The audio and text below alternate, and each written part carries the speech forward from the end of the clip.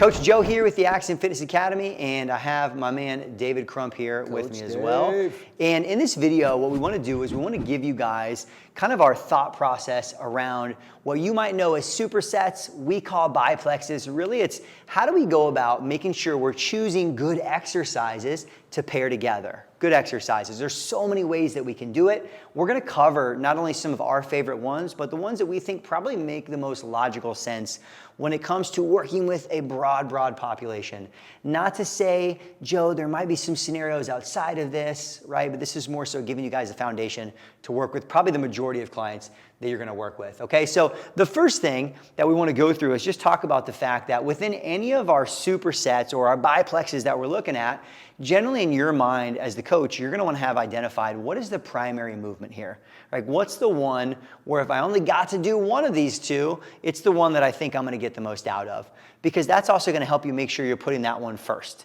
Now you'll see as we get further into some of our other categories and movements, you see we've prioritized more lower body movements first, generally because they're more taxing for more people, but that doesn't mean you couldn't put the upper body movement first, especially maybe if you're working with me, I might want the push first instead of the hinge. But the first one I want to cover, because especially as we start to think about how to do well with pairing exercises together, is you got to keep in mind what is the not just goal set of the person that I have, but also like what's the training level? You know, how well conditioned are they?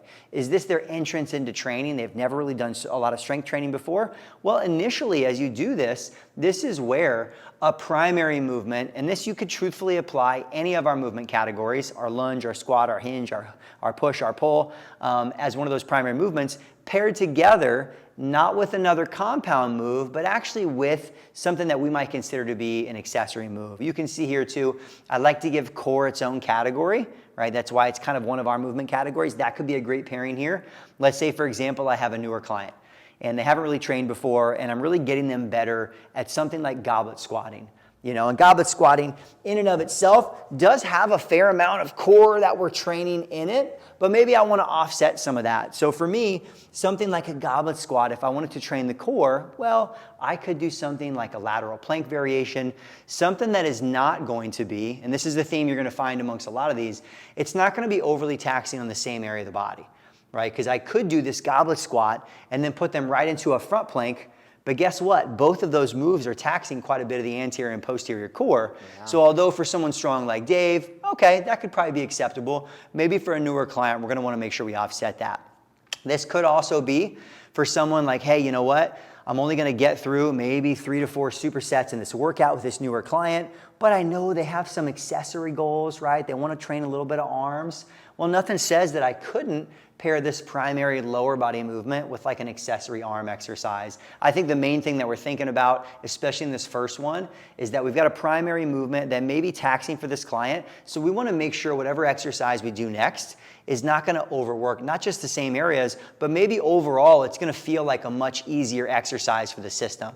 Because for those newer clients, it's pretty easy for all of that fatigue to stack up. And so that would be one easy way to start to look at those initial supersets. And Dave, I'll let you take the next one as well. Yeah, 100%. So I think also, you know, what Joe is trying to communicate there as well, what I tell my clients when we're going into a biplex to help them be in the right mental state is like this first exercise in this biplex is the one like we're really trying to crush. Like if we're going to make any progress in either of these, it's going to be this first one. It's where I want you to give everything you got. This second one, important, but maybe not as important because you're going to go into it a little bit fatigued, and that's okay. It's still going to create benefit for us, but it's going to be maybe 80% instead of 100%, if that makes sense. So I think that's important to note. So when we're talking about that, a good example would be using a hinge back to back with a push. So an example of that in an exercise format might be, I'm over here, I'm doing my kettlebell deadlifts, right? Or my trap bar deadlifts, whatever I'm using for the abilities of the person to drive that hinge movement, trying to get stronger, add some muscle mass perhaps. And then I'm going to go right from that probably into a push-up, right? Because what I'm doing is I'm moving from that pattern where it's heavy lower body, very taxing, you know, across the entire body and all of my muscles that I'm working. And I'm going to unload, you know, my arms, my shoulders from holding all that weight, go down into a push-up. Right? I'm getting some good chest work, also some core work, but it's not quite as intense. It's not so muscularly taxing at the same level, right? Especially if I'm deadlifting 200 pounds and then moving to a bodyweight push-up, there's a very definable difference in output that's being created. Yeah, and I like that because that's how you guys can start to take a look at just the pattern. I mean, truthfully, we gave you guys these examples because I personally use all these examples with almost every single client. And all the clients are at very different levels. So the example that Dave gave with like a heavier taxing like deadlift variation followed by a push-up is great for someone who might be a little bit further along. Maybe you might consider them to be intermediate. It's not their first 4 to 6 weeks of training, but maybe you do have either the newer client or someone who's a little newer to strength training. Well, maybe that kettlebell deadlift could be really paired well with like a band press. Something that's going to be easier for them to maneuver. Also, even something that's much easier for that secondary exercise. So this is the cool part, and this is one of the reasons why we love teaching the categories, is because it gets you guys falling out of love with an individual exercise and thinking, wow, okay, even if I took these patterns and some of the templates that are going to come for you guys, and I just start getting better at choosing the right move for the person in front of me, you literally have endless variation in the exercises. I mean, we could go dumbbell RDL to dumbbell chest press. We could go single leg RDL to, landmine press. There's just so much variation there. But the nice thing is that if you stick to the patterns, you already know you're not overworking the same things. And you already know that there's a pattern to what you're doing. And it also makes it much easier to like not have to change the superset, but I can progress those movements for literally months at a time. That's a really good point, because really as you start working through those movement progressions, you're thinking, how do I know when to implement these and in what format? And this is the format you implement them in, right? Maybe for 6 weeks we've been doing a kettlebell deadlift and they're crushing it and they're going up in weight, but now we need a bigger way to tax that. We're going to put them into that trap bar. So now naturally we're increasing the weight and the type of dynamic that you're doing. But maybe we don't change that second exercise. Maybe it stays the same, or maybe we just rotate it for variation. Yeah. There's a lot of options here with this. Yeah, and so that's where on here too, the hinge and the push, great pairing. Literally like one of my personal favorite supersets that I do probably every week because I just like doing the same stuff is dumbbell RDL and dumbbell incline. A great like full body taxing superset. But oftentimes with that hinge, again, we're really taxing the posterior chain. And then almost in any of your pressing exercises, you're either working the opposite side or like me on a bench, I'm resting it, right? So I think that's an easy way to know, cool, I'm not going to overwork the low back. And I think the nice thing is similar principles apply even as we move further on. So hinging and pressing, can't go wrong. Definitely a great pairing. Squatting and pulling, and you'll see kind of similar to the follow one as well, more knee dominant lower body movements followed by pulling. And the reason that this is nice too is because especially if you're like us and you're probably going to work with a lot of general population, a lot of front loading options end up happening with squatting. Like I have clients that have been goblet squatting for years and gotten really strong. We've done dumbbell, front squatting. And so we talked about that previously. That does place some strain and some stress on the shoulders. Well, guess what? The pulling exercise, whether it's vertical pulling, horizontal pulling, a dumbbell row, a cable row, whatever it is, all of a sudden that pulling exercise literally offsets the body. We've got more anterior stability and stress in the shoulder if we're going to be squatting and holding up top, and then we get the opposite side. So I like it because, again, not only are we resting the shoulders, but generally we're still going to be able to go, for most people, 15 to 30 seconds, and we're probably going to be able to put some decent intensity still into that pulling exercise. 100%. Yeah, so similar to, we kind of split this out for you guys, but you could almost think the squat and the lunge interchangeably. Lunging also pairs well with pulling. My only caveat to that would be based on how you're loading the body. One of the other things when we talk about, loading on, which I mean, like I inherently like the grip challenge, but a lot of clients, right, you might get back-to-back exercises like the lunge and the pull if you're doing heavyweight. Exactly. And so I think to Dave's point, that's where you will want to identify what's my primary in this superset. And it might be, maybe it's dumbbell reverse lunges, and that is going to be taxing. Well, that might choose the pulling exercise you choose next, right? Maybe dumbbell rows isn't going to be best, but maybe straight arm cable lat pulls. So there are some pulling variations where maybe grip is not as much of a limiting factor. Agreed. And you're probably going to see that a little bit more challenging with females, who maybe have less grip strength simply because they're not picking up as big of weights. Yeah, and that also might choose just how you load the exercises. If you have somebody, you really are trying to prioritize their pulling strength in the set, whether it's this in this order, or maybe you're doing the pulling exercise first, well, you might choose to front load that lunge, right? You might have a single weight or loading it with a sandbag or something different, so you're not taxing the grip. And that's a good point. What I was gonna say is one of the easiest ways to stay out of that trap is to use different implements in a superset like that, right? If I'm using dumbbells for my lunges and I'm going heavy, then maybe I'm using a band or a cable or something that's giving me a different type of feedback and maybe not as, taxing on my grip, but still really training me in a great way. I love that, being able to have multiple implements. It also makes it easier inside the gym, so you're not moving all over the place, because you can have one fixed implement and then one portable implement, and that just naturally makes it a really good pairing as well. Yeah, I love that. And I don't want to make it a total sidebar, but to me, that's huge. I like the idea of thinking about these pairings of exercises, because you start to figure out, like, even in the context of your space in your gym. And I think that's important, guys. Like, we're giving you guys examples, but you got to already start to think about, okay, well, what are some of these hinges that I do and presses that go well with it? And aside from the perfect for that person, because I'll give you guys a good example. Let's say a squatting pattern. Leg press would fit within the squatting pattern as far as a machine.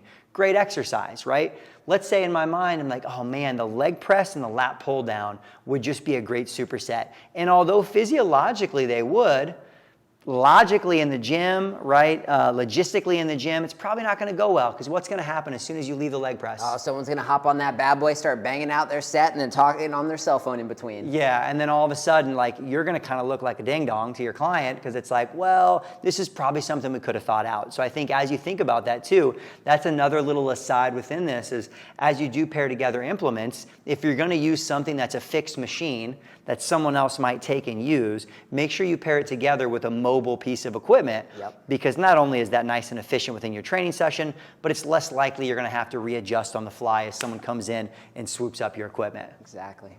So moving on from there too, again, some of these, and hopefully it gets you guys thinking about all the variations, because there's so many hinges, so many pushes, and how we put them together.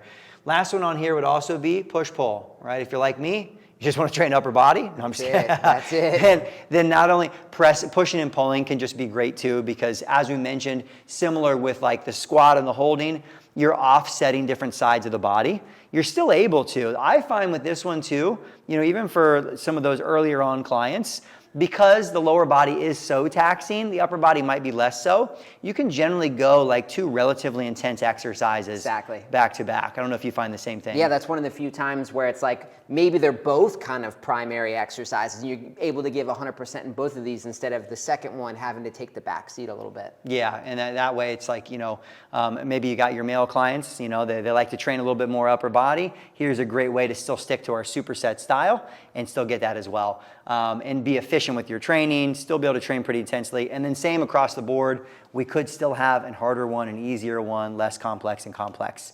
So one of the other rules we wanted to throw out there for you guys, or kind of pro tips, we've only learned by accident, making is mistakes. Yeah, all of a sudden you're like, you know what, we're in this like 12 to 15 rep range on this exercise, and we're going to do, we got single arm cable rows, and then I decided to choose step ups as the second one, and next thing you know, it's like the longest set in history. 20-minute sets. Yeah, so as far as your planning goes, not to say you could never do it, but it's a pretty good rule to follow if you want to have a good efficient training session and still get through probably what you planned on getting through. Generally pairing together as you look at this, if one of them is going to be unilateral, single arm, like a single arm dumbbell row, usually it's a good idea to have the other one be more of a bilateral movement. Absolutely. And I think the benefit of doing something like that is a lot of people only think in bilateral terms, a lot of sagittal, a lot of bilateral stuff. I think it's good for people to be doing a lot of unilateral stuff, because you're going to get more core activation. You're going to get a body that is more well proportioned in regards to like being strong on both sides instead of having any of those discrepancies from side to side. So you're going to have that benefit while also not taking forever to complete the set. Yeah, and that's where, like, as we talked about in our previous video introing some of this too, biplexes, which leads to triplexes, it's almost like a triplex here, right? Because you have to do both sides of the body, which does take a little longer, but I think for those clients who do kind of also like what feels like a metabolically taxing, there's almost a conditioning element, having those unilateral exercises like lunge variations, like pulling variations, because it engages all these other muscles, it's going to feel like a more challenging set, but in a different way. So hopefully, guys, some of these biplex formats give you guys some inspiration. And that's really what we want you guys to take away from this, is not just copying the ones that we have, but starting to think, okay, with the clients that I have, right, not only if you have some clients right now, how you're thinking about their workouts. We haven't even gotten into the overall programming structure, but if you start thinking about, all right, let me look at how I'm pairing these together, and let me have my program for that day, which obviously reflects the bigger picture, be formatted more in these, and I promise it's gonna be much easier for you to come up with your workouts, right? Because all of a sudden you're like, hey, I know these work. Now all I have to do for Sally and John and Jesse or whoever, I got to choose the right lunge for them and then the right pull for them. And this is the cool part. It's still individualized training. It's not like you're somehow like not putting in the time that you should. You're just actually being much more efficient, and you probably have a little bit more logic to what you're doing and why. That's right. Everybody needs these patterns, but the exercise that you select for the pattern is where that individualization really comes in.